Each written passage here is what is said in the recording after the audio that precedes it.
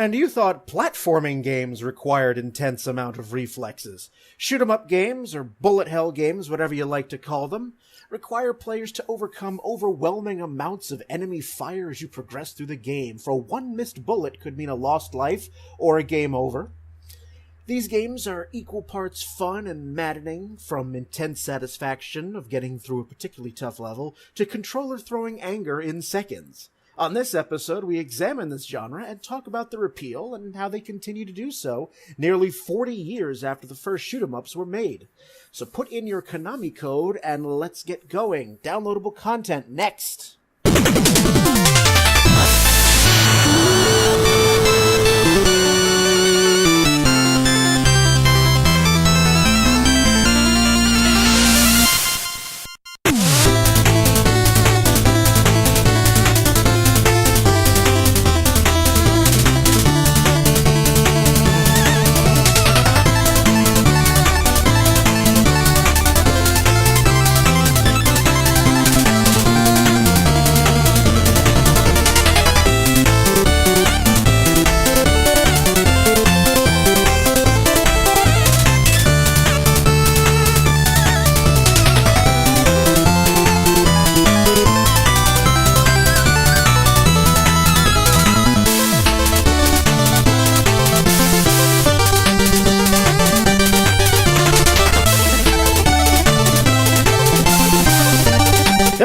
Welcome to Downloadable Content. I'm Brian. With me we have our co-host Ron.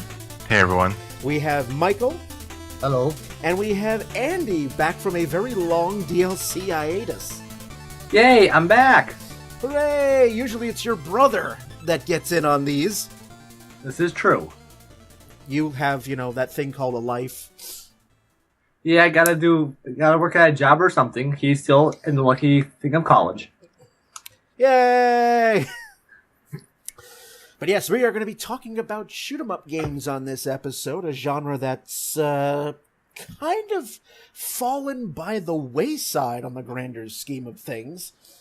But before we dive into that episode, that discussion, let me just remind everyone that every single episode of Downloadable Content can be found on our shiny new website at www.dlcpodcast.com. There you can find every single episode.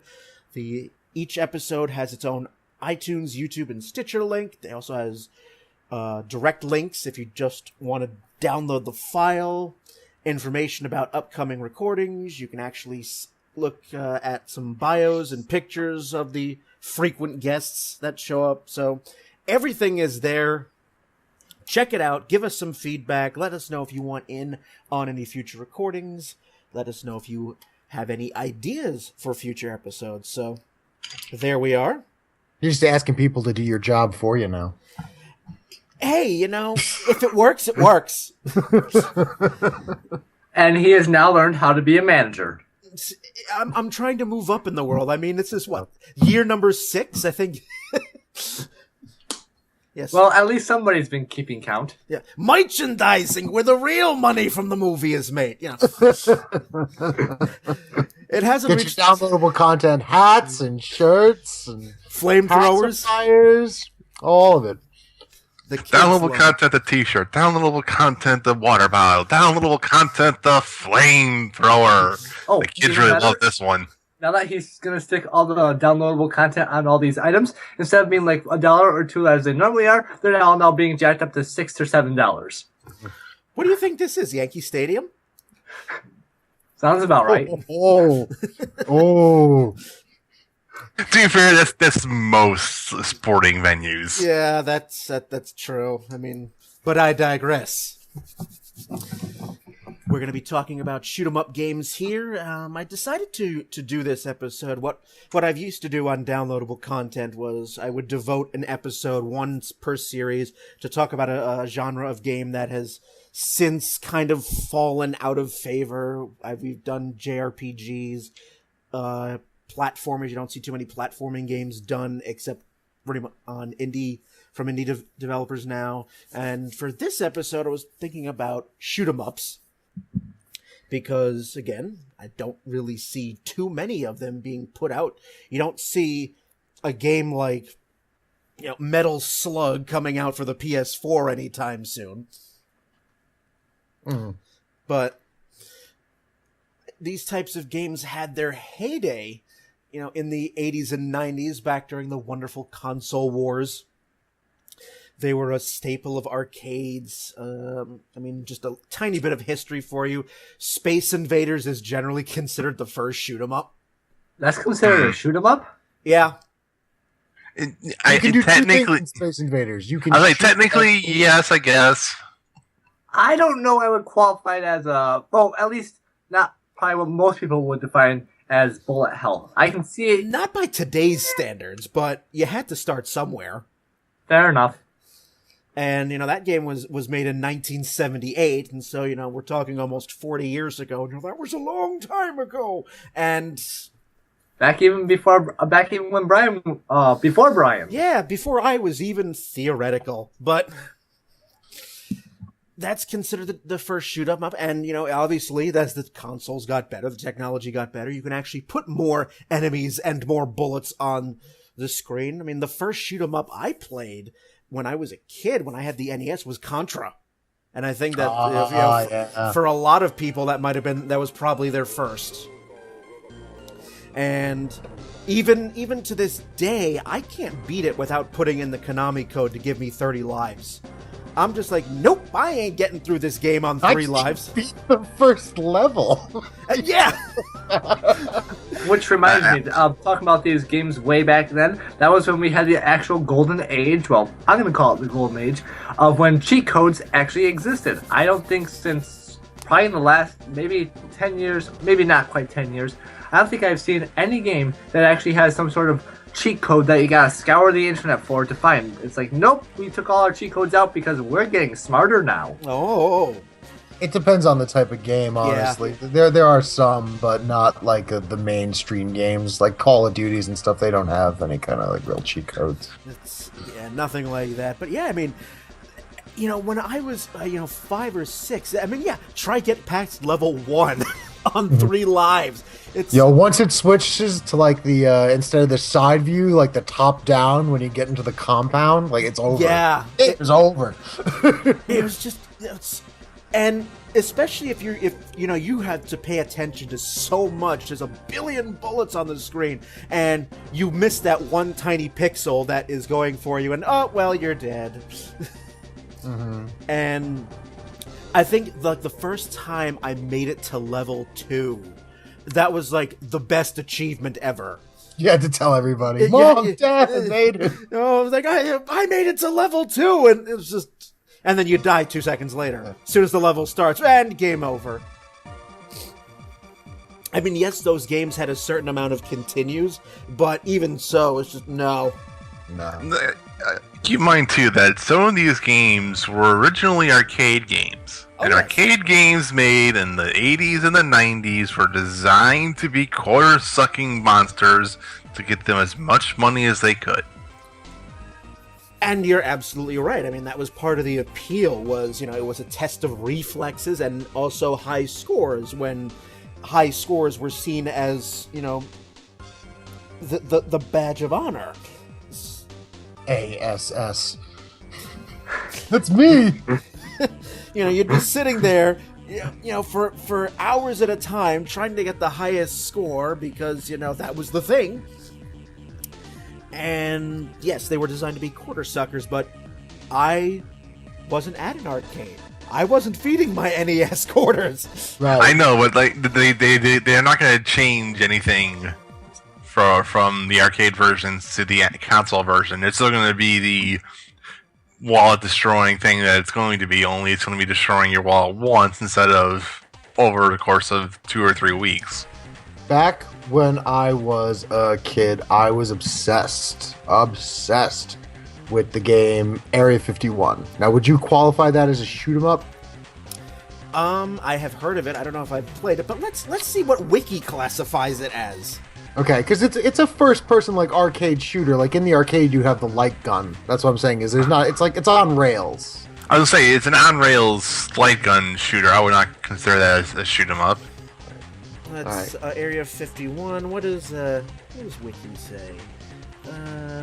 Don't make sure you go to the Area 51 video game, not Area 51. It's like very complex. because there's Between the two. Because there's apparently a couple of video games named Area 51. I'm looking at the one that was made in 1995, Sounds about right. which is considered a first-person shooter. Which I don't think we can qualify as a bullet hell, even if they both have the shoot part in them. Because first-person shooters are Call of Duty. Pick one of those. Shoot 'em ups. At least in my personal opinion, the biggest difference is that in shoot 'em ups, you have unlimited ammo.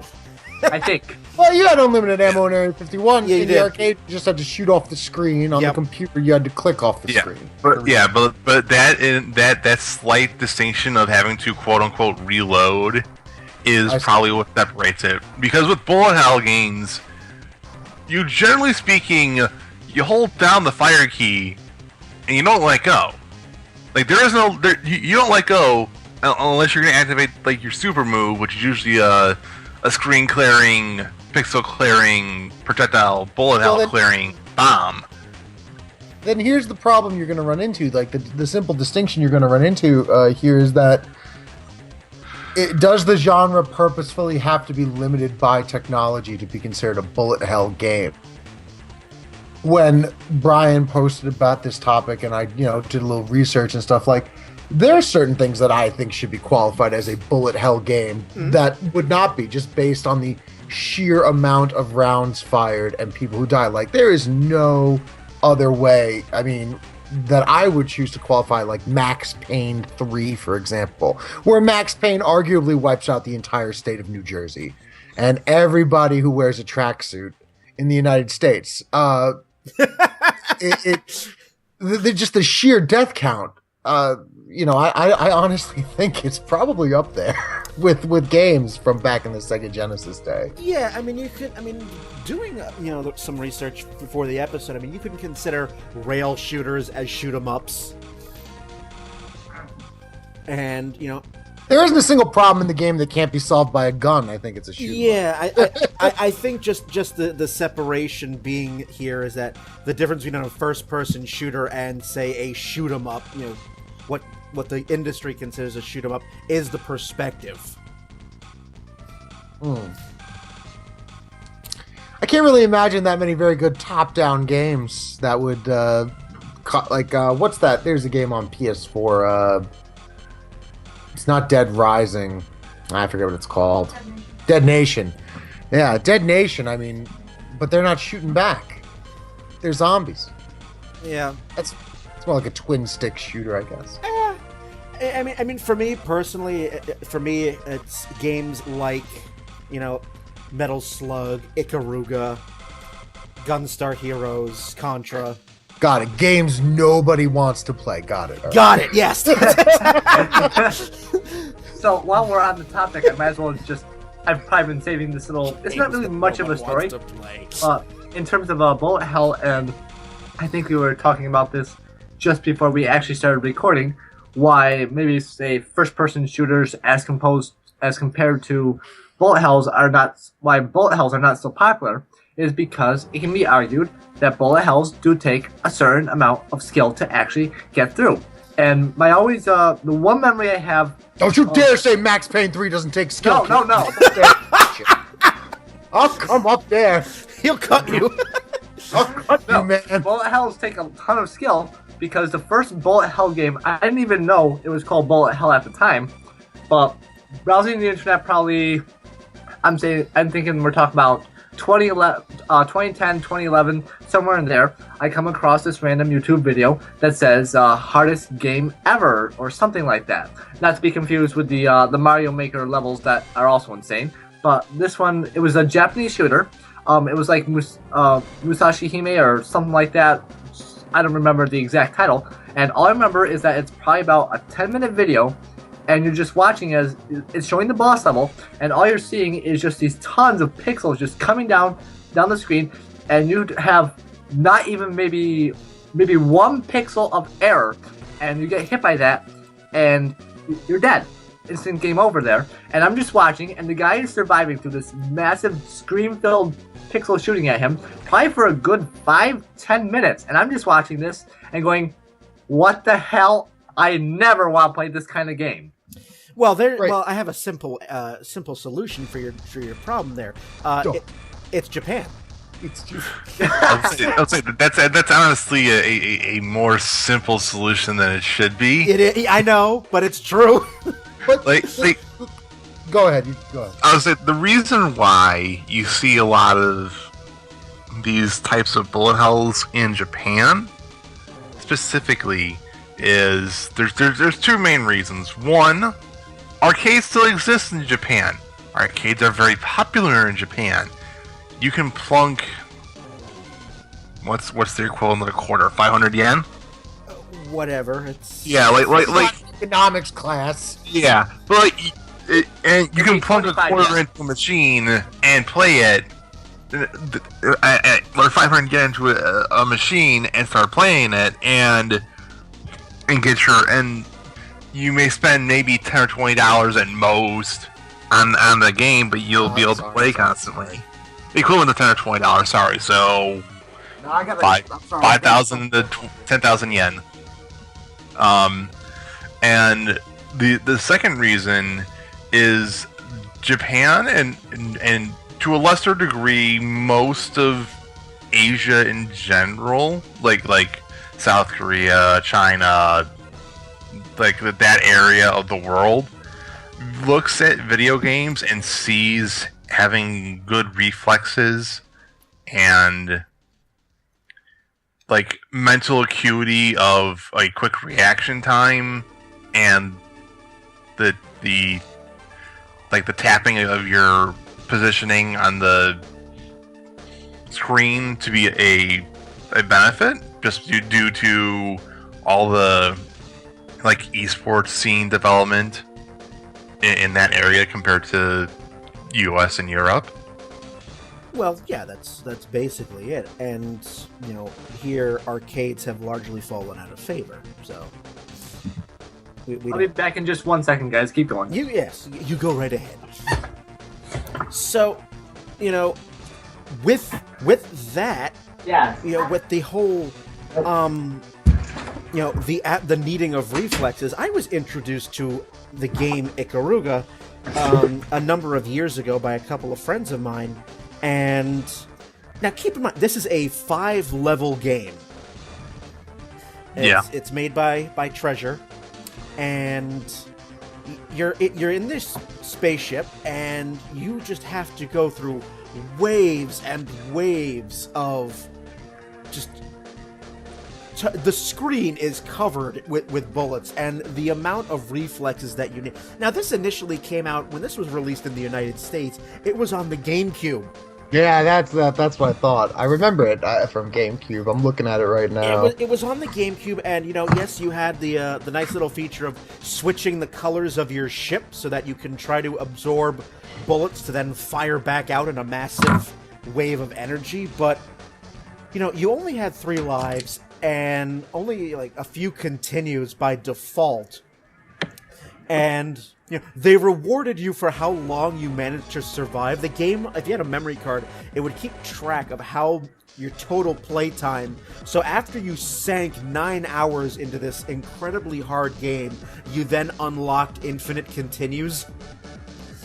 Because I'm like, all right, fine, I'll just play I can't get past the 3rd level, for fuck's sake.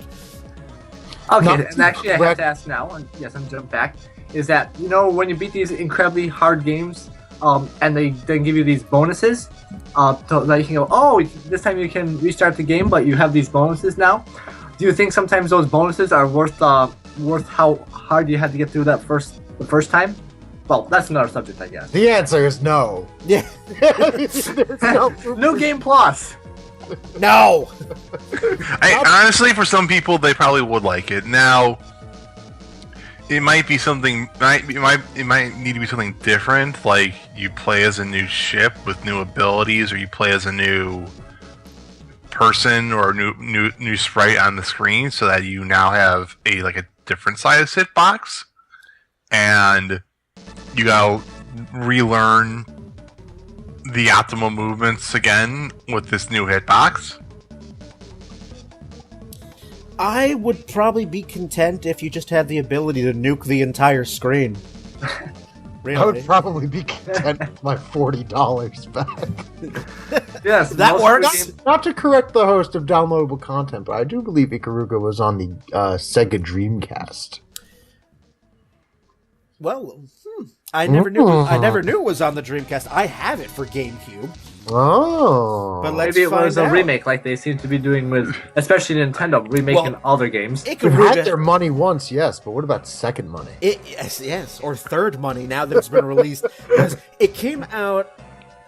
It was on the Dreamcast. I'm looking at Wikipedia now. It was on the Dreamcast. It was Japan only. Oh, Japan- man, I put all my eggs in the basket and I failed. Well, thanks, guys. I had a wonderful time playing. And I'm sorry, it's no good. We It's- now put up the game over screen and all the dreadful, the depressing music. Continue. 9, 8, 7. I will continue. We're sorry. But yeah, I mean, You may now continue your episode of downloadable content. yes. But you had a point there because Ikaruga at first was on the GameCube, and except for a handful of people who knew this game existed by word of mouth, then suddenly it came out for Xbox Live, and now it's on Steam, and I'm like, when did this happen?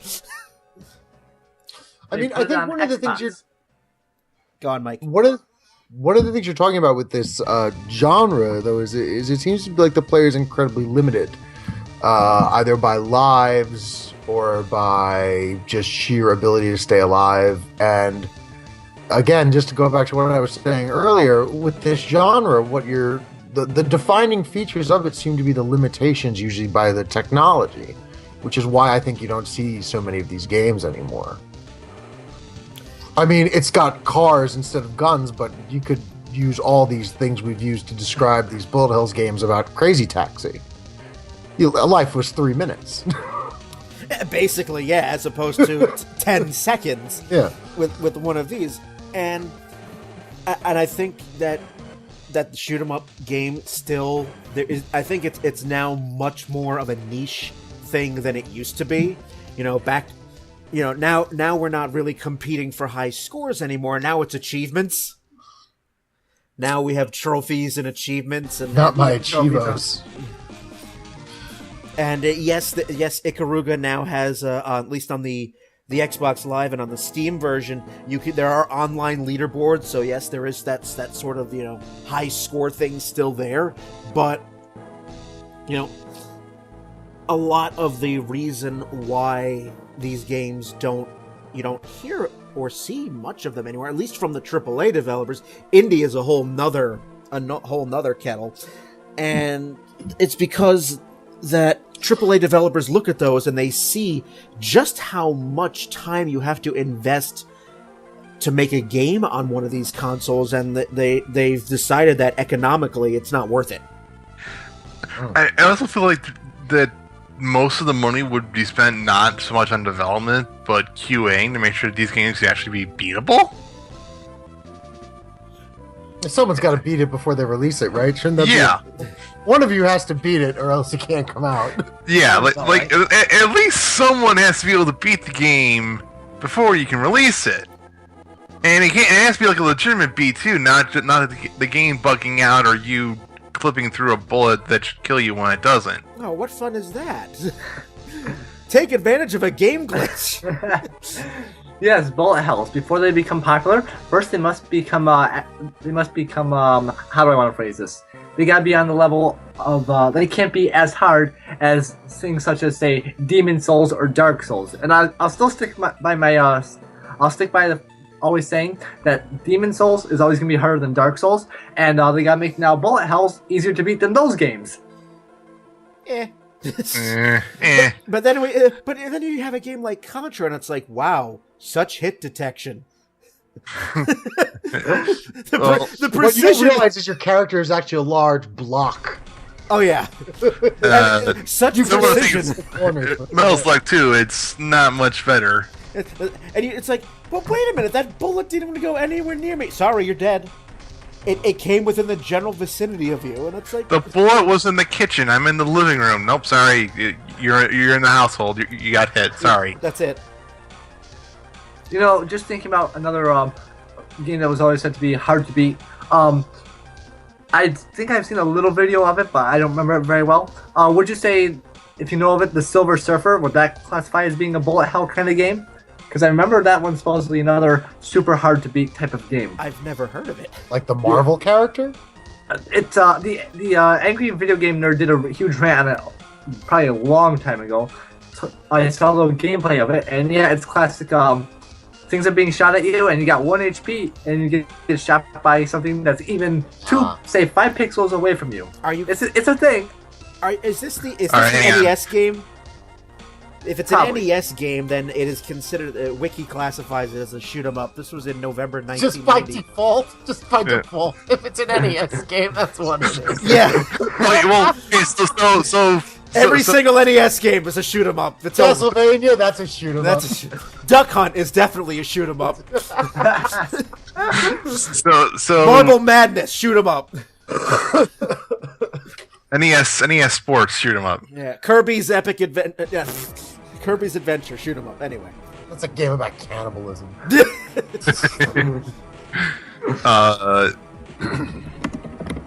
I'm gonna see a YouTube video of this game because this might be.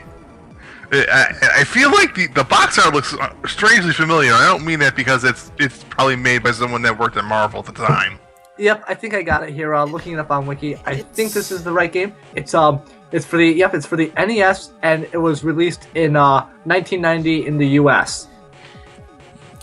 Yeah, I'm looking at the box art. It looks like every other box art on every single NES game in the 90s. This is a shoot 'em up. This is definitely a shoot 'em up. He's moving along horizontally, dodging bullets. I mean, but he doesn't seem to be shooting back.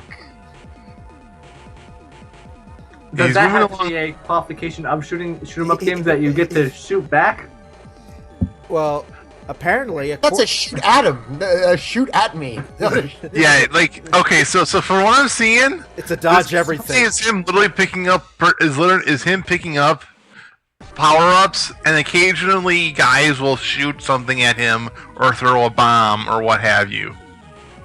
This seems very easy of a shoot 'em up, but it's still classified as one. There's also underwater levels. Yes. You can shoot Doesn't bullets make any underwater. sense. And I love how You can shoot bullets underwater in space. Yes, combustion. How does it says right here on Wiki. Silver Surfer is primarily known for its strong difficulty and highly praised music. Well, highly praised music? How is this difficult? I'm watching gameplay right now. This seems really easy for a shoot 'em up. I've seen a couple of videos of it, and It is it's one of the hard. top 10 most difficult NES games, according to another video game podcast, which I won't advertise because they should have to pay. well, thank you. Always looking out for us. Thank you, Mike. But wait a minute, though. I mean, then you have further down the Wikipedia page, it says, in April 23, Games Radar ranked Silver Surfer as the 47th worst game ever made. So what? Well, just because it's hard doesn't mean it's good. Exactly. I mean, to go off topic here, there's this game that came out. I don't remember for what system. It's probably only been within the last 2 or 3 years, I think, called Ride to Hell. And when I was first introduced to a club to that, they said this game is cursed. And having seen footage of it, yeah, that game it makes Sonic 06 seem complete. Well, nah. But anyways. It's like I'm looking at that and I'm like it makes Sexy Parodius look challenging and inviting. So yeah, and then we have more recent games. What was the one I just had? Iron Brigade. I don't know if any of you have ever played Iron Brigade. It's on Xbox Live and on Steam. You get to play as... Let's see, the game takes place after World War I. And you are basically... the federal government's basically made these walking tanks. And Oh my god, yeah, I see that. I have this game, I think. to combat what's called the broadcast. Yeah. Okay, here I'm going to read the plot because I'm looking at it on Wikipedia right now. It's a fun game. Set in an altered history shortly after the end of World War I, a strange radio communication known as the broadcast is sent across the world and causes many people who listen to it to die. Translation: Russia. That's great. Yeah. I have two this war game. vets, Frank Woodruff and Vladimir Farnsworth, survive the attack and gain super intelligence and a knowledge of advanced technology. What? What kind of ethnicity is that? Yeah, Farnsworth is a good Russian name. Frank, having previously lost his legs in the Good war, news, everyone. yeah, That's the only Farnsworth I think of. uses his knowledge to design and build mechanical walking platforms called mobile trenches, giving other disabled soldiers the ability to move again. Vladimir uses this to create the monovision, allowing people to experience the world from the comfort and isolation of their homes. So he made TV in 1919. Fantastic. There you go. But apparently now he has been insane by his own invention. Yes. And now is bent on global conquest as he constructs monovision-based robotic creatures. Get it right. I was still hung up, when I was playing that when I have this game, and I'm like, Vladimir Farnsworth? Like the Vladimir part that's Russia. I'll give you that. Farnsworth, no. Smith. That's not Russian. That's And I'm like, Kyle Farnsworth? That means you're going to blow the game in the ninth? But anyway, Come on. That's terrible. To go back slightly to talk about where the possibility of bullet hells, you probably can see more of them, is I've just been thinking about a couple of the indie games that I've played very recently, and yeah, we're probably not going to see a whole bunch of these bullet hell games from AAA developers. No. But I would say that there's a huge market in terms of any indie games. I mean, you were saying before that's a whole nother kettle, but that does seem in the indie game world, that does seem where we're probably going to see the most amount of bullet hells. that's because again, it's the investment is not as much. I mean, you're not a lot of indie developers don't have shareholders to please, so it's True. so you're gonna get I just think it would be hard too, just to go back to why it's not just the investment, but when a major company releases a game, usually it's $50, $60, and with some of these games we've been talking about, I don't think you can justify that kind of economic investment from the consumer as we've been saying, a 5-level, slaughter that's going to make you rip your hair out. I don't think anybody wants to pay that or do that. No, not when at you can all. play Fallout or something. I mean, right now you can go on Steam and get the first Metal Slug game for $1.99. So It's still too much. Still too much. it's $1.98. It's $1.98 too much. It's still too much. It's still... You drive a hard bargain there. I know, man. You gotta get it when you can out of these people, man. And of course, think about the difficulty that bullet hell levels bring up. No, I haven't gotten this far. I've been working on the game. I haven't worked on it in months. But would you say that a bullet hell level has ever, and this is specifically directed at Brian, has a bullet hell game ever gotten you to the point of what you did for Final Fantasy IX? The twist ending there? Most bullet hell games are not narrative driven. I think it just means out of sheer frustration. Yeah. Oh, Square Enix tried. They tried with Einhander. they tried, but no. I think would have to be probably Gunstar Heroes, which it was a game that was initially released for the Genesis, and then again made available everywhere because that's what we do now. Toward the end of the game, I think the last level is just boss after boss after boss, and it's and when I beat this game, I was using a Wii controller.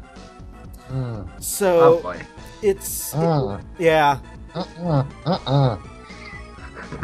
That basically summed it up. I beat it. I beat the game.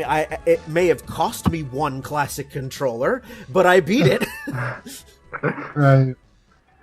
Hey, can I at least say that much? Yes, it cost me a controller, but god damn it, I beat it, damn it! I mean, again, like the words you guys are using about these games, a word that was thrown around quite a few times just in a minute ago was work. I am working on it. I am working. That's not the feeling most people want to have when they buy a game. It's a labor of love in some cases.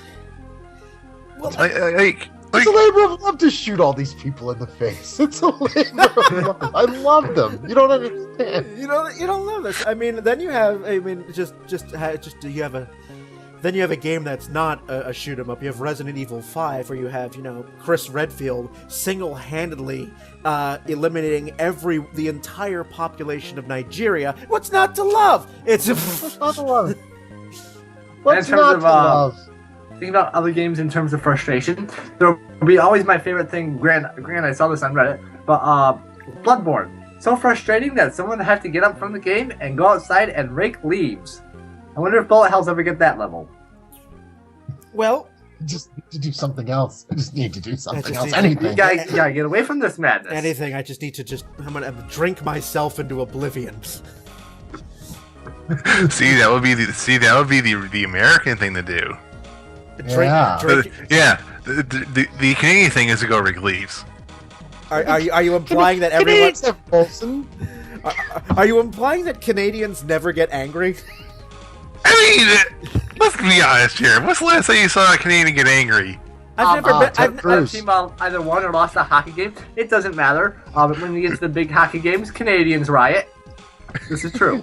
Ted Cruz. I like Mike's answer. Ted Cruz. But Ted let's Cruz be is honest very here. active. Well, there's not much else that they can riot over in Canada. What you're forgetting curling. Eh. User feedback. I very much enjoyed this episode of downloadable content until it became a racist diatribe against Canadians, which I did not see coming. Oh, come on. You gotta steal from South Park here. Blame Canada! Oh God! All right, let's move. Let's move this. I say it jokingly. I do like our northern brethren. So anyways, about bullet hell. Meanwhile, yes. Yeah. Meanwhile, someone's shooting up the contents of I don't know. Insert random country here. Oh, just will you come off of it? Canada? Okay. Okay, we're done with that. Well, like you bring up how Resident Evil 5 kills off basically the entire populace of Nigeria. Yeah, but I'm the host. And I'm the co-host. Give you a little bit of leeway here, Jesus. And now this has devolved into a lover's tiff, ladies and gentlemen. Moving back. Trying to keep this a relatively user-friendly experience. Yes. Well, this is a very fine, sophisticated program. Using only the latest technologies. Using only the finest internets. Capcom decided to get into the act, going back to Resident Evil, by putting out a couple of rail shooters in their Resident Evil series, which, thank God, were non-canon games. Weren't they good though? They weren't bad. The first game, The Umbrella Chronicles, wasn't that bad. I was like, that's what I was thinking of. It was for the Wii, Yep, both games. and used the Wii light gun. Yes. Like one of the 3 games that used that thing. It's like Nintendo made a separate peripheral so that you could use your Wiimote as a gun. Yeah, and it got used for the bow and arrow game that came with it, Umbrella Chronicles, And Dark Side Chronicles, which was the sequel. yeah, and I feel like there was one more, but like that was it. But to be fair, I think It was called the Wii Zapper. Yeah, like the Wii wheel only got used for Mario Kart anyway. That was like, it. I don't think anything else used it. Here, Brian, write this down on your notes or something. Here's an idea for an eventual downloadable content. Accessories that video game companies have put out that may or may not have been used. It's going to be all Nintendo. Say, almost all of them are going to be Nintendo. It's going to be a Nintendo shit session if I do that. It's Well, Like- there's a couple other companies, I think. Well, you've always had the guitars for Guitar Hero. Well, okay, those have actually gotten used. Fair enough. Yeah, I was like, those get used. There's the dance pads for PlayStation games, but those get used for DDR and whatnot. But no, the again, stop giving Ron things to chew on, Andy. Too late. How often was the Power Glove used? I never owned one. It was used in the Wizard, and then that's all we need to. That's all we need to talk about it. Okay, fair enough. But yeah, I mean the two Resident Evil rail shooters. I mean, obviously these zombies can't fire back at you. They can puke on you. That's about the extent of their projectiles. But I mean the first game wasn't that bad. The second game, not. Okay, let's start a comparison.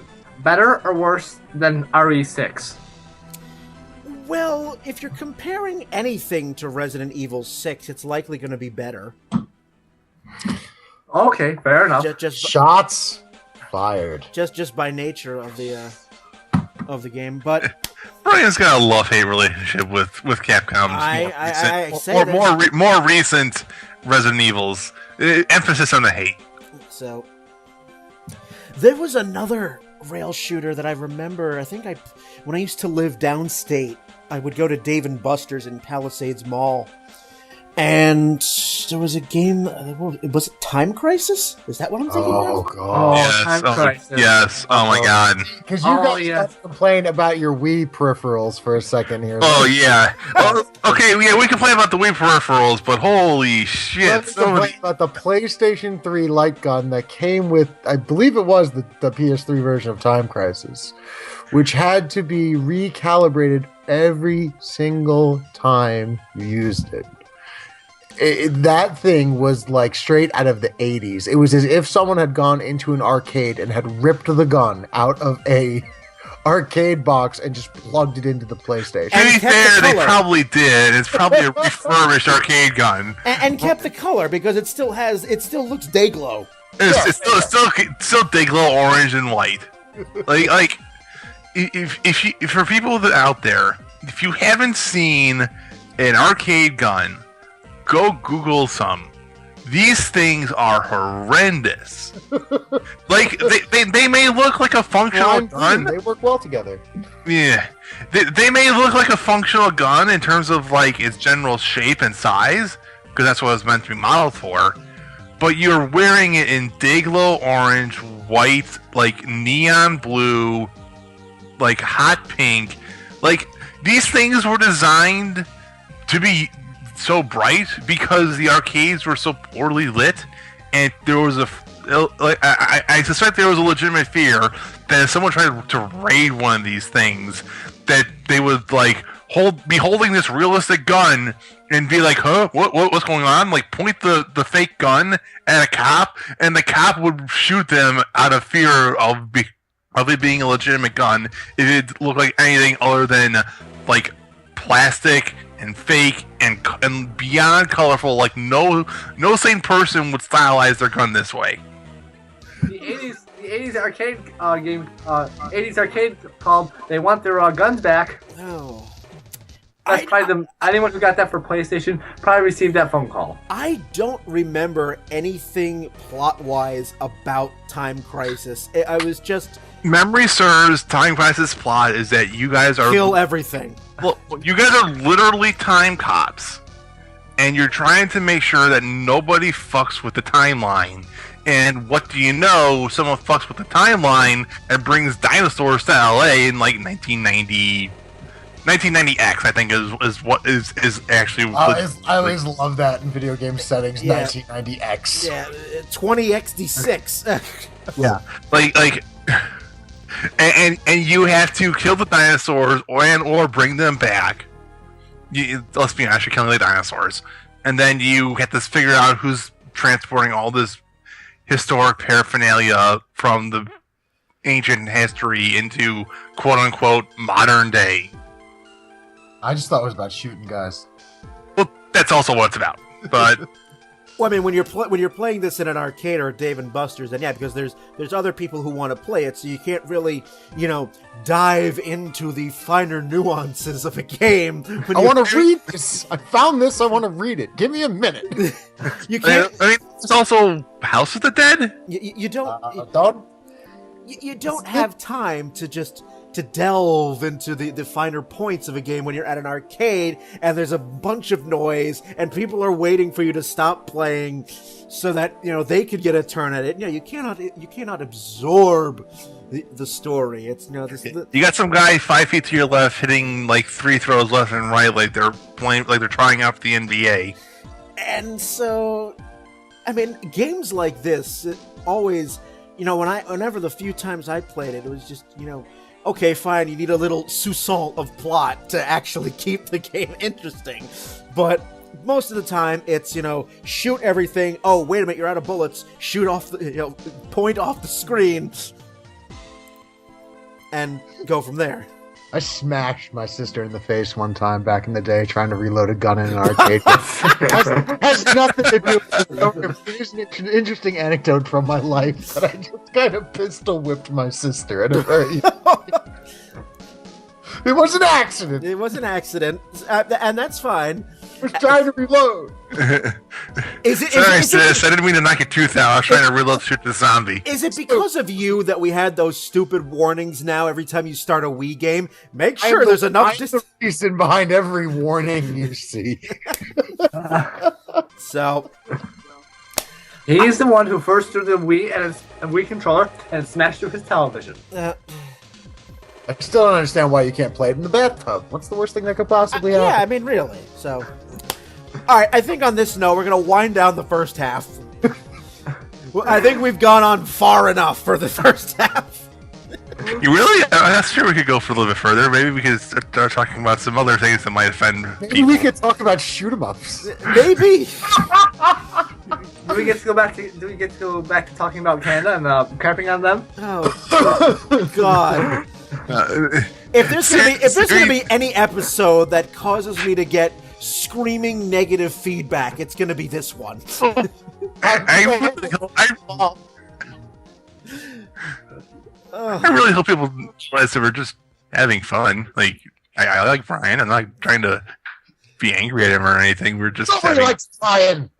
Yeah, that's nobody. That's gonna be a sitcom. That's the parody to Everybody Likes Raymond is Nobody Likes Brian. So, on the second half of this, there'll be a second half of this madcap zany, let's offend everybody episode. Oh, so it's the Tumblr episode. Now I'm dying. All right. It's the Tumblr episode. On the second half of the final episode of downloadable content, Brian dies.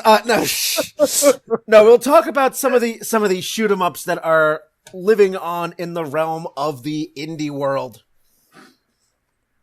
So with that, I'm gonna cut out and flee you do for music when you fade in, right? Yeah, this is the part where It's music gotta be the Canadian national anthem. This is the part where music would come in and I run from this episode at top speed screaming. We'll be back, everybody.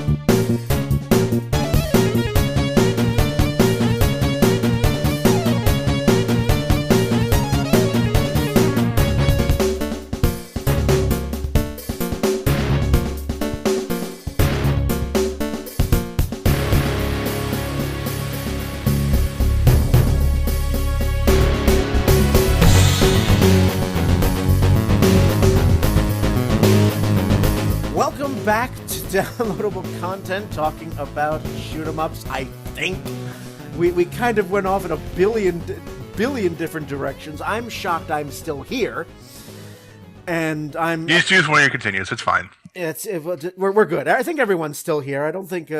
We put in a few quarters, and yep, we have another continue. Oh well. Oh goody.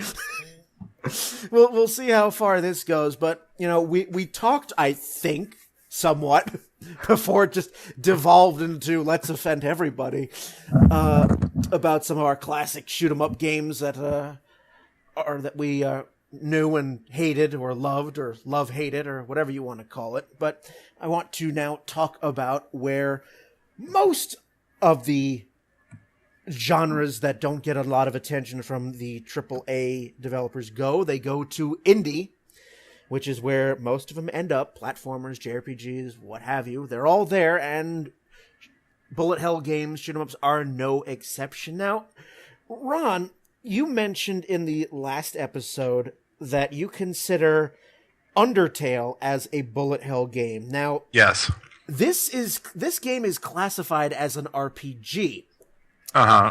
So, I have not played Undertale. I'm probably one of the 5 people on the planet, apparently, who hasn't played this game yet. So, I'm another one. Well, there's make it 3. all right. So there's So we found 3 of the 5 people. Fantastic. Who have not. So I get to be in a soapbox for 5 minutes. This sounds glorious. So we already we talked about how indie games are blurring the lines of what we typically classify a video game. We can't pigeonhole a video game into a neat little box. Now, you made the point that you consider Undertale a bullet hell game, so I will yield to you and let you explain why you think that is. All right, so to preface this, I'm going to say that you can play it as an RPG if you play the aggressive route. For Undertale specifically, they have, generally speaking, 3 endings. You have the quote-unquote normal ending, which is what you are kind of expected to get with a normal playthrough of the game, where you play through, you kill some people, and you talk your way out of other fights, or talk your way out of not killing some other people. The second playthrough is the aggressive playthrough, where you kill anything and everything you see. And this is more typical of a mostly hack and slash. It still uses the same combat system, which is why I consider it to be a bullet hell. But you have more health, you do more damage, you get stronger as you go on. So you level up basically. If you go through the game on the pacifist route, which is the quote-unquote preferred game, best way to experience Undertale, what this means is you cannot kill anyone. And I do mean anyone. You kill anyone, period, you get the normal ending. You cannot harm anyone. By and large, the only thing you can do is avoid attacks and talk people out of fighting you or run away. And the reason why I consider Undertale to be a bullet hell is because it fits the criteria of how I see a bullet hell. You have you have a window, which is a box or something like that, and you can move around in the box by up, down, left, right, whatever, and I think there's a jump button even that you can use in some situations. And your goal in the pacifist route is to dodge all the attacks from every enemy that you see. And you only have 10 HP. That's what you start with. That's a level 1. Frisk, I think, is the person's name. Anyway, you only have 10 HP. And you have a little heart-shaped pixel to represent your person, because they are assaulting what is in the in-game world they call it your soul, because it actually supposed to be quite literally is your soul. But it might as well be like a fighter ship or your fighter in Metal Slug or what have you. And the things in there will do some number of damage. Now there are ways you can keep yourself alive longer, either with healing yourself with items or finding defensive items to give you more vulnerability frames. But by and large, especially for like the last half of the game, a lot of the boss fights are a lot of dodging, avoiding attacks, trying not to get hit, trying to position yourself in a way where you can dodge as much as you can on the screen, and the literal last fight of the normal route and the pacifist route is literally nothing more than a bullet hell game. I can't say what it is because doing so would spoil the game, the ending of the game, but there's so much stuff on the screen and the game cheats to try and deal as much damage to you as it can. That this difficulty reminds me of a bullet hell game, and I may enjoy it, but how they are doing it, I do not agree with, because there is no counterplay. You cannot deal damage to this guy, especially during the pacifist route. So you quite literally have to do nothing but dodge for minutes and minutes on end. And you can't, and eventually you'll beat him due to other bullshit going on behind the scenes. But you're doing so much dodging, avoiding, looking for windows that you can attack if you're doing a normal playthrough or a aggressive playthrough, that this feels like a bullet hell game to me. And the only reason why I think people consider it to be an RPG is because there's so much of a focus on the story that you go around exploring. There's not combat happening constantly. You're walking around, you're exploring, you're talking to people, you're learning more about the world that you're in, and then suddenly you get thrown into a combat situation because of randomly encountering enemies. And this is where the bullet hell comes in. And I feel like this is a interesting take.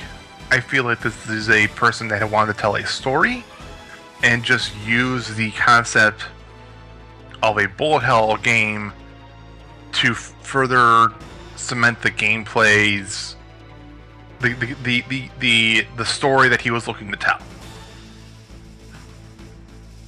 Now you said there's that normal route and the pacifist route. Did you say there was a third route as well? Yeah, third route is aggressive. You kill everything. Oh right, that's the one you call the quote unquote true RPG. Of course, I think they probably just classify, or rather, they don't classify Undertale as a bullet hell, probably because everybody else who's playing it is either doing the normal or the aggressive RPG route.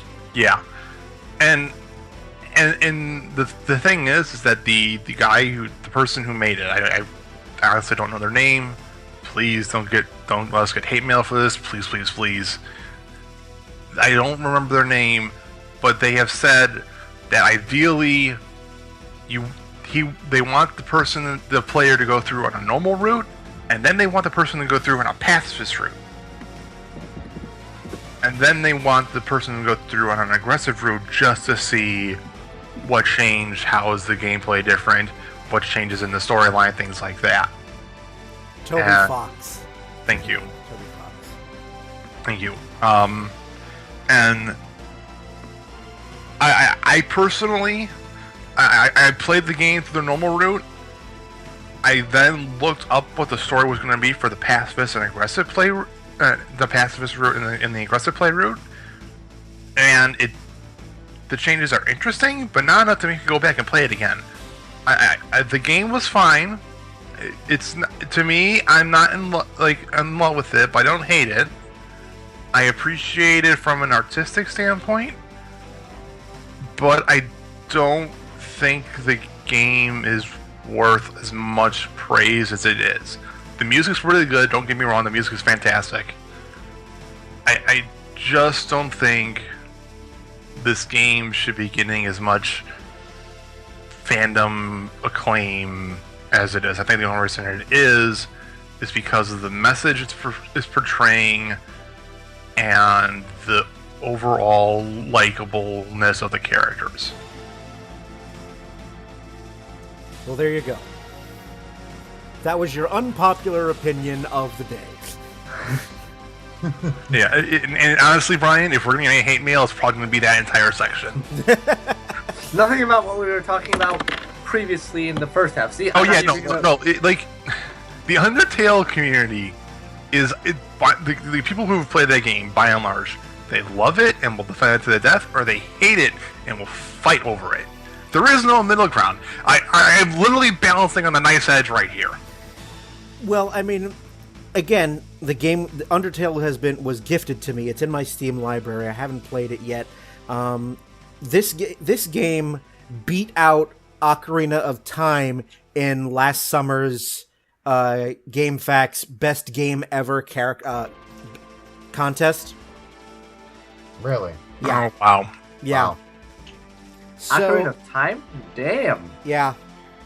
You know how GameFAQs does their character battle contest every year? Well, this year they decided to do something a little different. Same format, same single elimination bracket format, but they went with best game ever, and Undertale was the winner. Best game ever? Nah, I'm gonna still have to go with old PS1 classic Legend of Dragoon. Well, that is again whole different episode if we're going to be starting to talk about best games ever. Now, Ron, there's another. I'm looking at the bullet hell games that are on Steam, and that seems to be the thing now. Is the blending of genres? It's not just a straight shoot everything. I'm looking at other games on Steam. There's one called Starward Rogue, which combines RPG and roguelike elements to its bullet hell format. And I think this is what makes this particular blending shows the general overall strength of the indie community as a whole and the indie developers, is because they can take these unorthodox ideas of being like, well, what if we blend a story, like an actual legitimate story, with our bullet hell game? Well, what's going to happen? How is one going to influence the other? And then you get, to my opinion, you get Undertale basically, and then you get, well, what if you blend RPG with bullet hell? What if you blend the cooking with bullet hell? Like, imagine, I honestly would not be surprised if someone is somewhere out there developing a sort of like cooking ingredients mixed with bullet hell, where you have to like serve up food to as many people as you can, and your point score is literally like Yelp reviews, and see how many 4 and 5 star Yelp reviews you get. Yeah, I mean, I can't imagine, because again, all I can think of is Cooking Mama going on steroids. I think that's the image we all had in our heads. I think it's just suddenly it's Cooking Mama just on an alcohol fueled bender. Hi, I'm Cooking Mama, and I'm here to pump you up.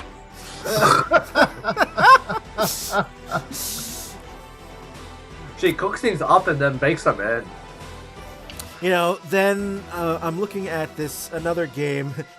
Just for shits, I'm looking at what Steam considers their top sellers with bullet hell games, and because now we're gonna dip into some of the bizarre.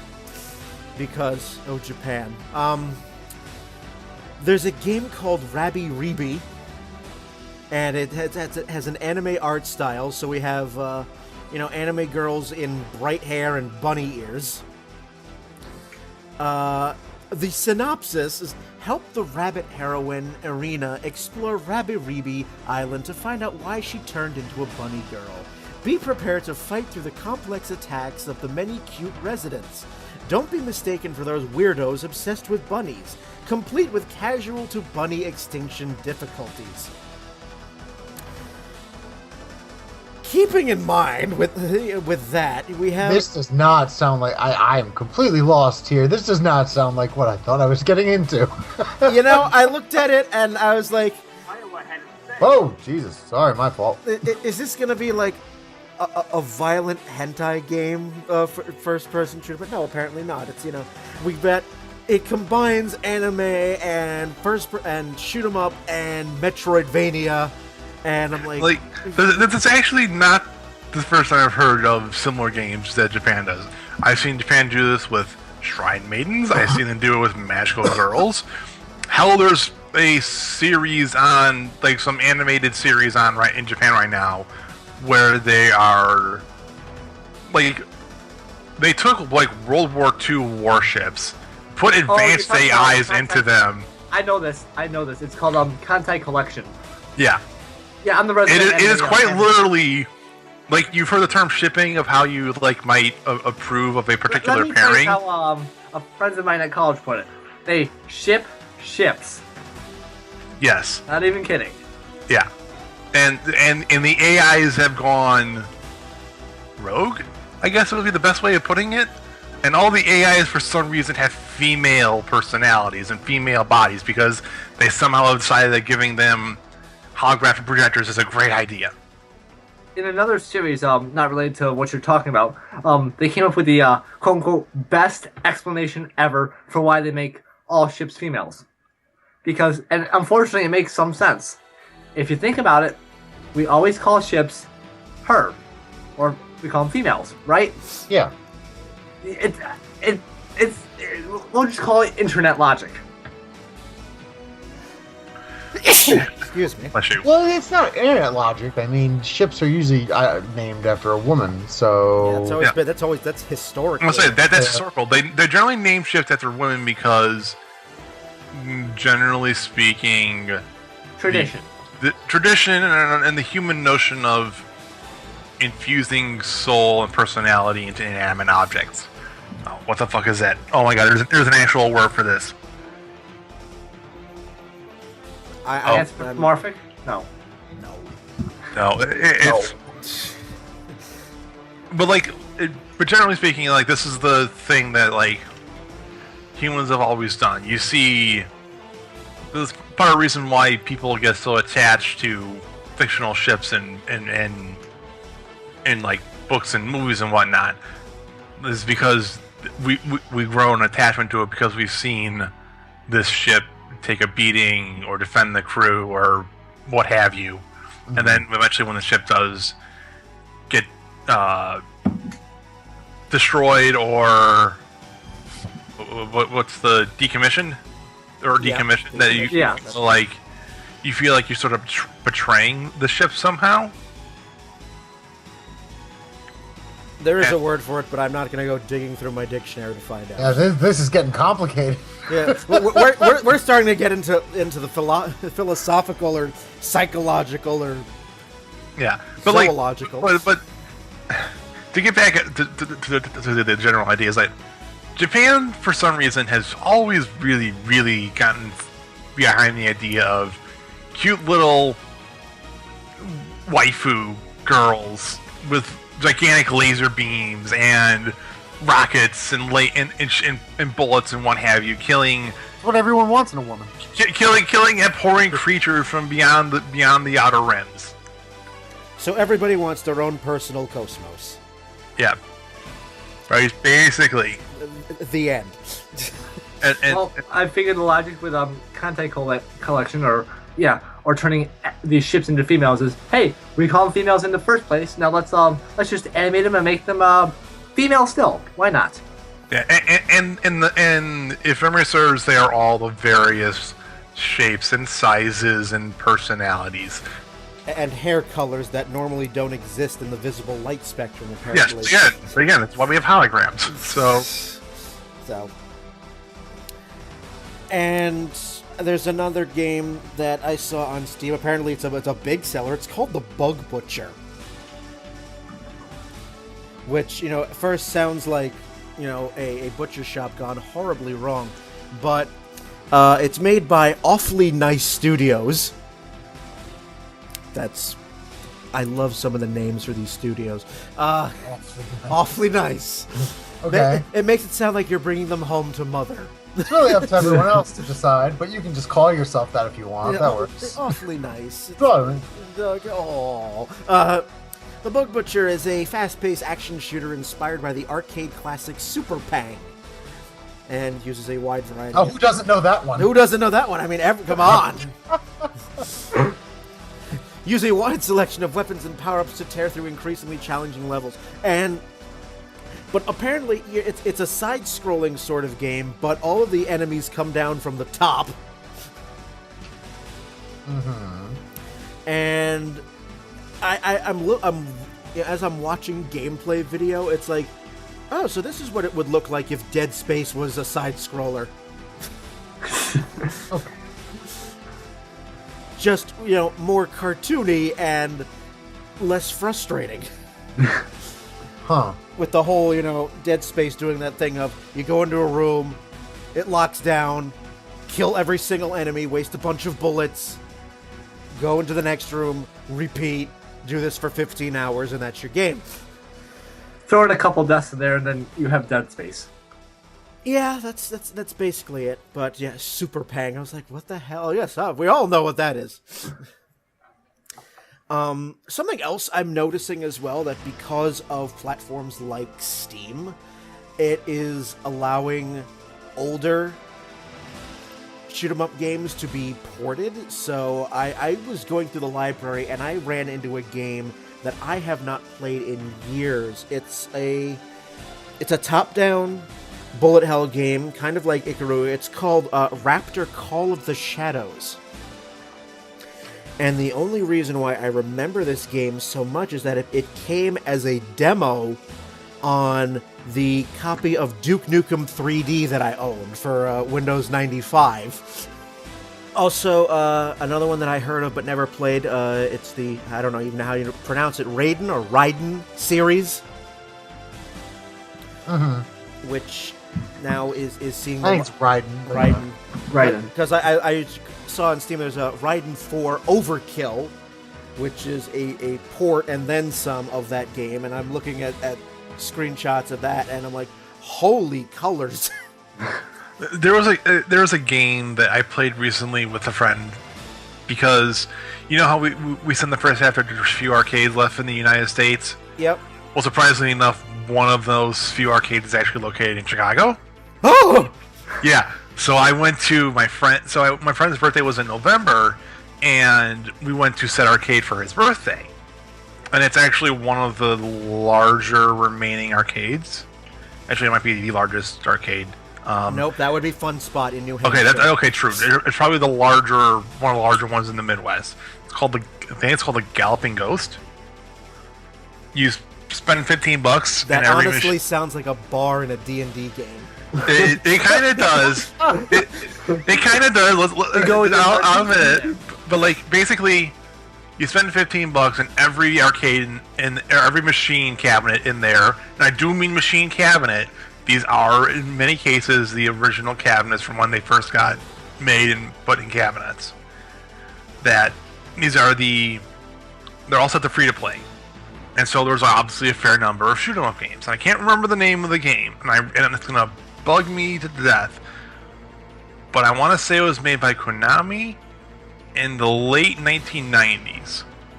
And you play as like a magical dragon. And I am like being quite serious here. You play as a dragon, and it's like a fantasy shoot 'em up type game.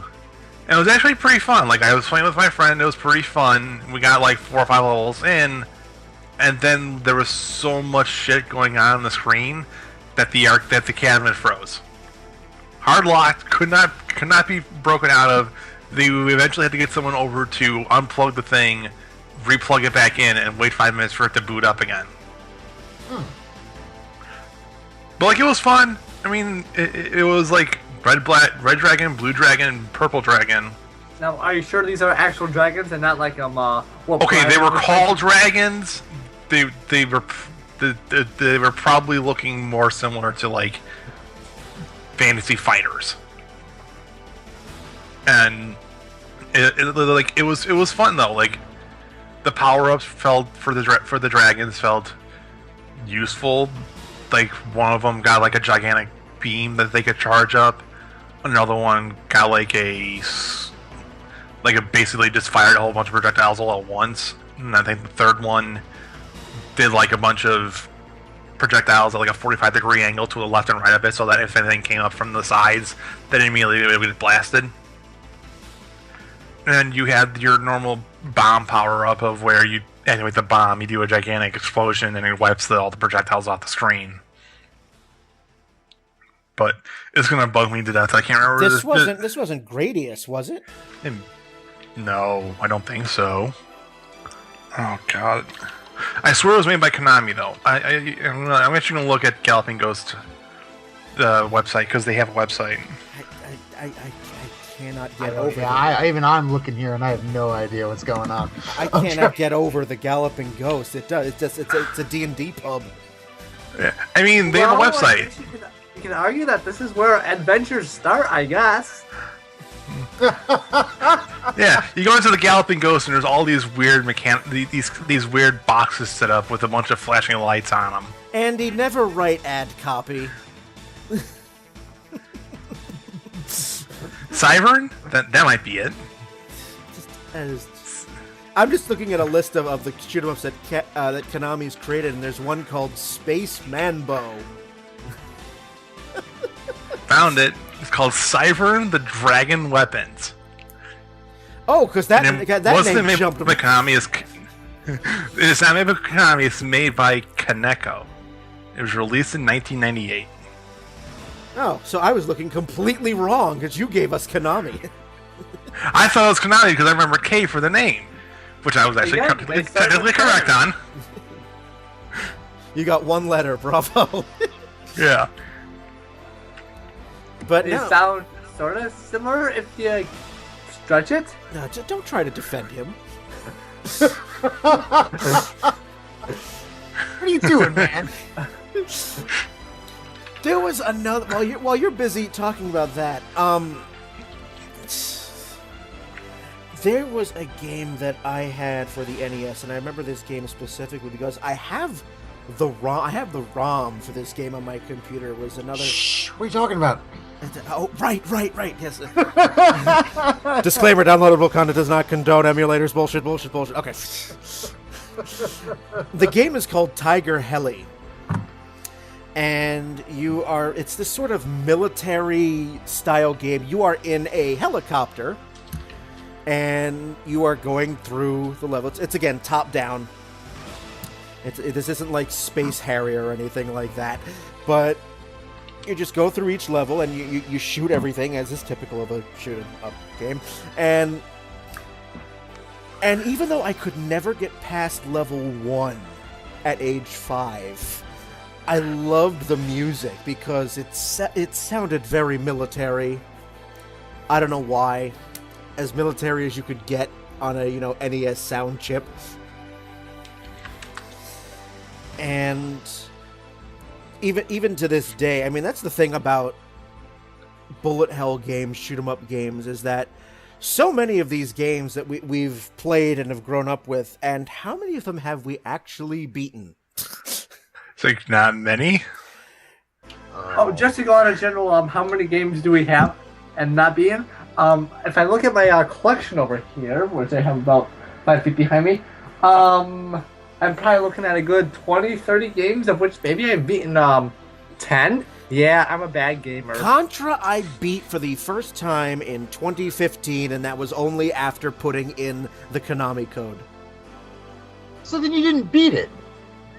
I saw the end of the game. So then you didn't. No. That's not how. We're not gonna argue this point for the next 30 minutes. Okay, we're gonna send this out to all the listeners. Yes, okay. Because, I cheated. There. Does it make you happy? I cheated. Fine. Cry for me, Brian. I will not. I will not give in to your demands.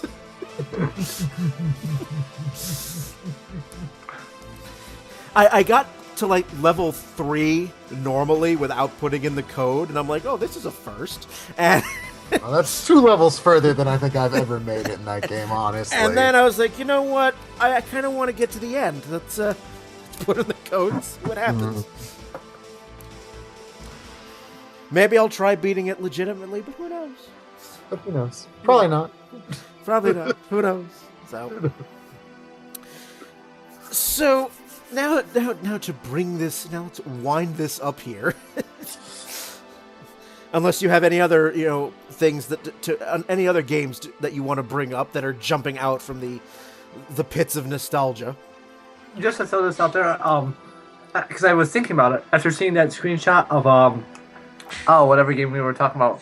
Whatever game we were talking about. Whatever game. There we go. Do try and keep up. Our time. After seeing that screenshot, I'm thinking, this looks familiar. Why does this look familiar? And then I remembered, oh yeah, you guys are right. Everything on the NES considered a bullet hell. Because I'm pretty sure that in Castlevania, one of the first bosses you face has to be someone who just shoots at you all the time, and it's the break between him shooting out is when you actually get to attack him. So, yeah, I just wanted to throw that out there. All right. Just more confirming that was your random. That's just. That was your Ross Perot moment. It was just. It wasn't off topic, at least. That's true. That's true. That is the first rant of the episode that was entirely on topic. Yes. He's got a point. For those of you keeping score. No, the problem is, you mention R-Type, and I keep getting that confused in my head with a portable video game console. Does any of you remember R-Zone? No. That just goes to show you how popular it was. In very brief, it was a headset that had one screen that came down, flipped down, and you could see it with one eye.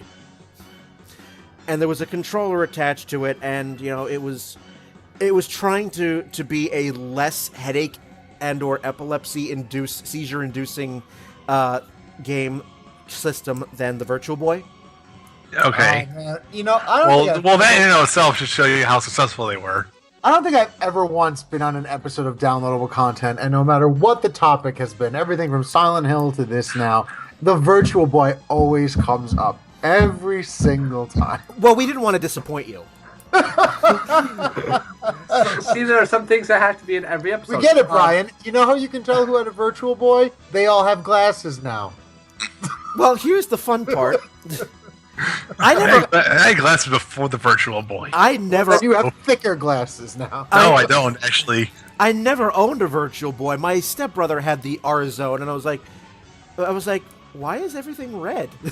But if I can just make one comment, you do not own a Virtual Boy. The Virtual Boy, my friend, it owns you. So it's the Soviet Russia of video game consoles. Thank you. I was going to make the Soviet Russia. It's red, too, man. Yes. Very good. That's but it's not red with the blood of our own countrymen, though. That's the problem. That's not Mario in the Virtual Boy game. That's Stalin. If you ever do a Virtual Boy episode, I will be very disappointed if you don't bring me in on it. How many games are made for the Virtual Boy? 5? Probably, if that. But so the shoot 'em up game is largely gone by the wayside. You can only really find it now with the indie world. And I think that is where it's going to continue to live on, as is the case with so many of these genres that major developers don't want to touch anymore. Wait, hang on. Okay.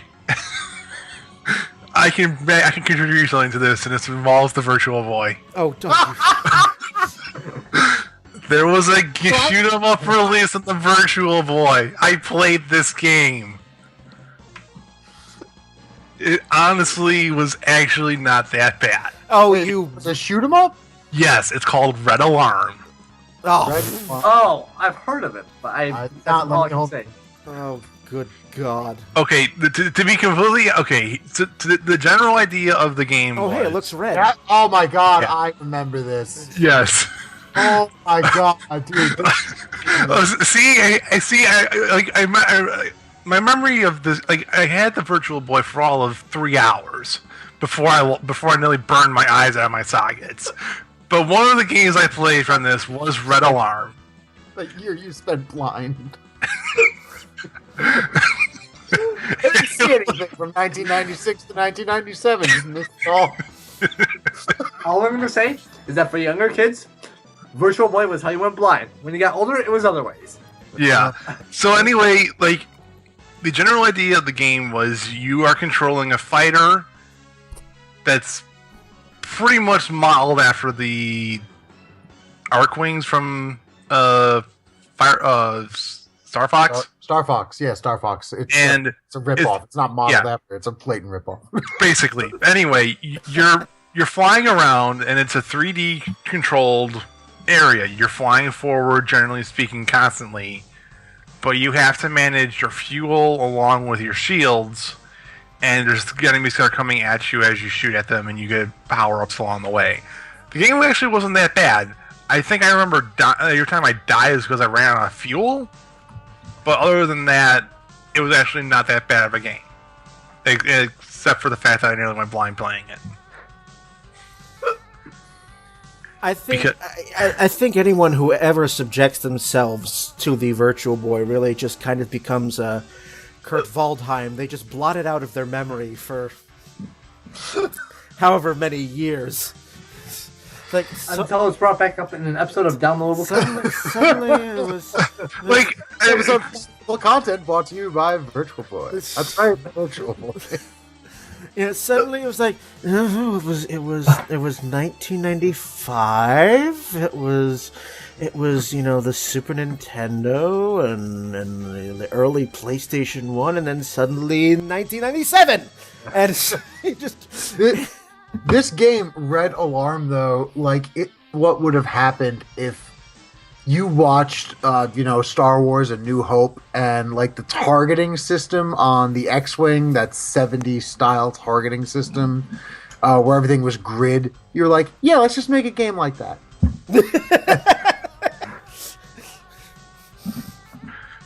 I just counted. There's 22 games released for the Virtual Boy. Oh. Probably 20 more than necessary. What a successful system! I think it's Atari Jaguar 25. So. Okay, and I'm looking right now. There was another shoot 'em up on the Virtual Boy. Oh God! Called Vertical Force. Well, that doesn't sound appealing. Yeah. The game. Okay, here. Vertical Force, also known as gravity. Yeah, I'm literally quoting Wikipedia here. The game takes place in Space Era 210.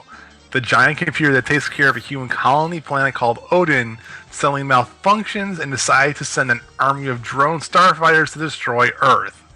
Actually, to be fair, that's pretty par for the course for most shoot-'em-up games, is that something goes rogue, or an alien shows up, or a malevolent AI shows up and decides to blow up Earth. Oh, it sounds like I need this game. Yeah. These drones emit a signal that renders all Earth starfighters useless, also a common trope in shoot-'em-ups. An archaeology team finds an ancient starfighter on the planet Ragnarok that is fortuitously impervious to the drone signal. I was going to say, are we going to call this Ragnarok? Oh, wait, Yeah. no, that's the planet. It is up to the player to command the starship and destroy all the alien drones. This basically reads shoot 'em up plot, like shoot 'em up plot, the trope.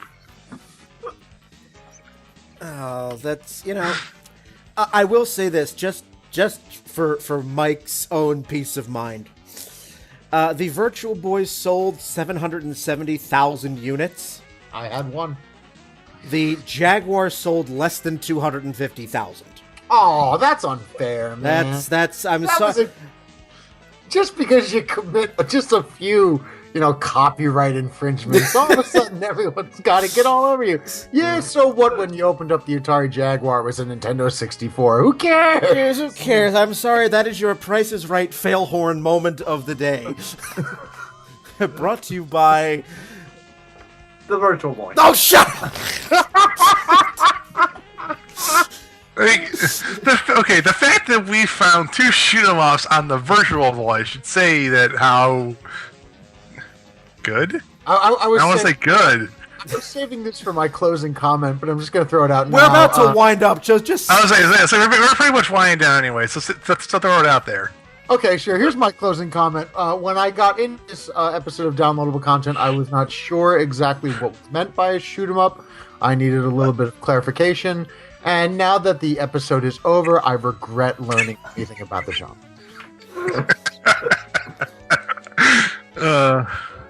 a very fine, sophisticated program. We're part of the internet. We're going to regret something eventually. It's only a matter of time. I'm glad these games are no longer made. And that's it's the fact. The fact is that yes, this particular genre is become a very, very niche. Well, I don't know if this makes me a filthy casual, which I never thought I would be. But I have Googled every game you guys have. I've been relatively quiet this episode, and I have Googled every single game you guys have described, and I would not play any of these at all. You couldn't pay me. Honestly, the only one I think I actively enjoyed is Ikaruga. Ikaruga is a lot of fun. I will, give it that. Especially if you can somehow play with someone else.